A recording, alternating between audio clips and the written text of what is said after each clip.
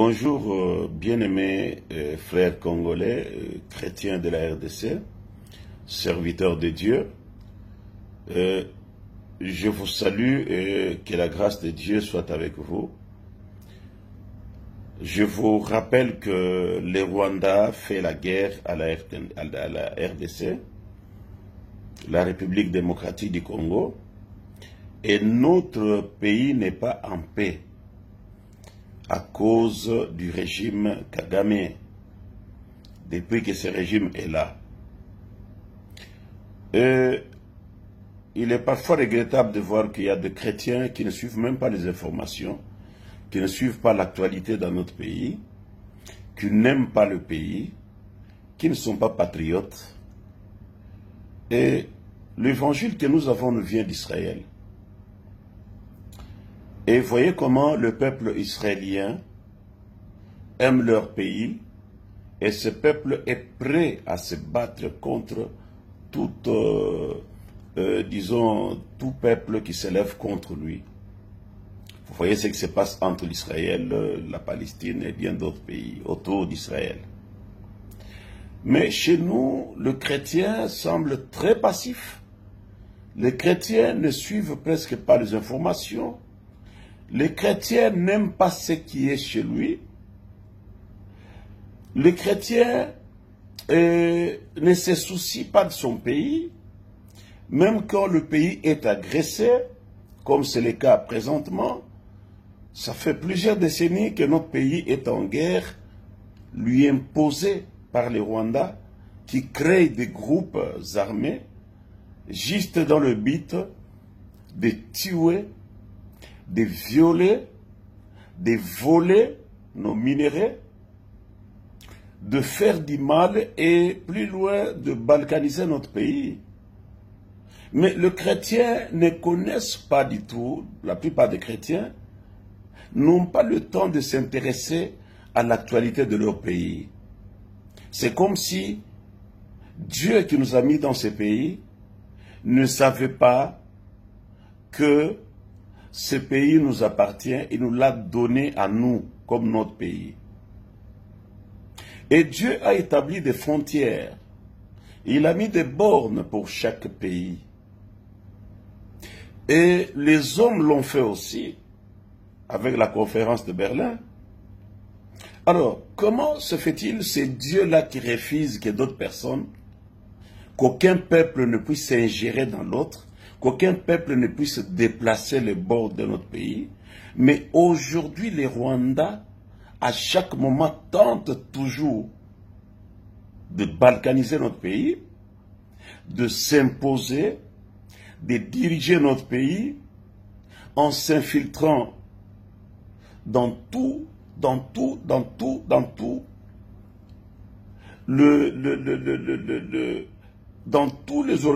les organisations de notre pays. Vous le trouverez partout, ils se cachent, juste pour faire du mal à notre pays. Mais les chrétiens ne comprennent pas, ils disent nous prions seulement. Ils prient, mais sans comprendre les enjeux du moment sur le plan international. Ça fait très mal au cœur. La fois passée, j'ai écrit sur Facebook en disant « Maintenant, le Rwanda nous fait la guerre. Le Rwanda nous fait la guerre. Il pille, il viole, il vole, il tue. Que devons-nous faire? Bénir le Rwanda ou bien les maudire? » Mais j'ai vu quand même beaucoup de chrétiens ont compris, beaucoup d'hommes de Dieu ont maudit. Ils ont dit nous maudissons les Rwandais. Mais j'ai vu quelques personnes qui me disaient non, écoutez, Bishop, Jésus nous dit de bénir nos ennemis, lorsqu'ils ont fait, il faut leur donner à manger. Alors j'étais vraiment, j'étais choqué. Vraiment choqué, sur ma page Facebook. Et maintenant, je pose la question. Pourquoi vous ne bénissez pas en écrivant, même en priant? Bénissez le Rwanda, bénissez le régime Kagame, bénissez Kagame. ouvertement et à haute voix, parce que Jésus a dit, commencez à bénir Paul Kagame dans vos prières. Dites, Seigneur, nous bénissons Paul Kagame, nous bénissons les régimes Kagame qui viennent piller, qui violent, qui volent, qui tuent.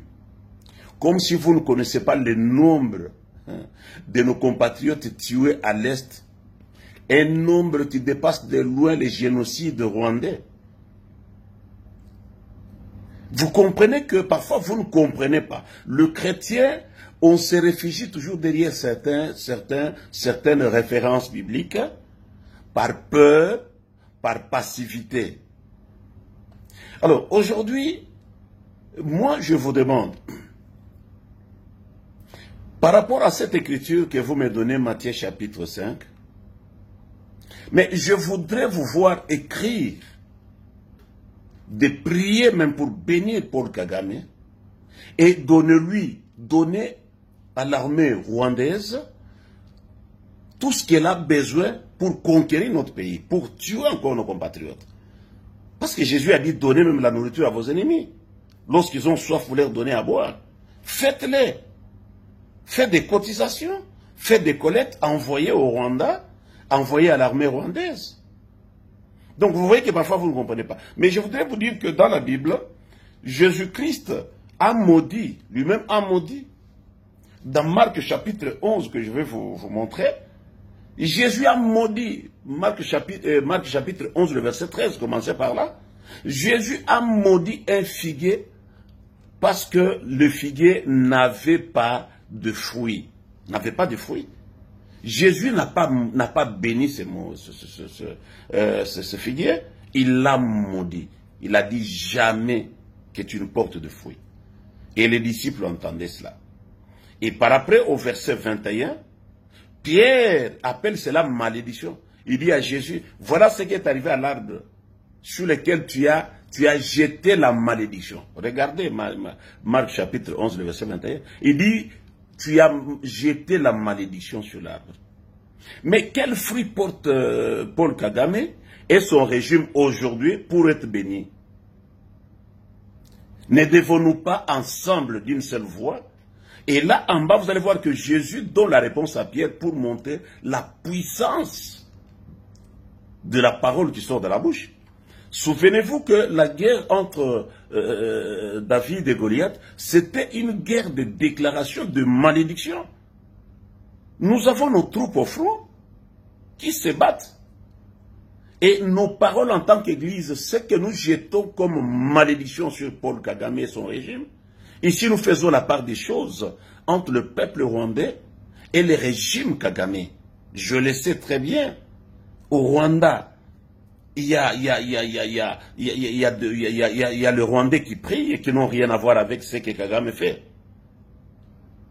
Ce n'est pas ce que je dis. Mais ici, je dis précisément le régime Kagame. Paul Kagame et son régime doit être maudit, qui ne porte plus de fruits dans tous les domaines de leur vie, dans tous les domaines de leurs entreprises. Bien-aimés, parfois nous devons comprendre bien la vie. Si le Seigneur a maudit un figuier par manque de fruits, mais comment nous ne pouvons pas le faire? Comment nous ne pouvons pas le faire?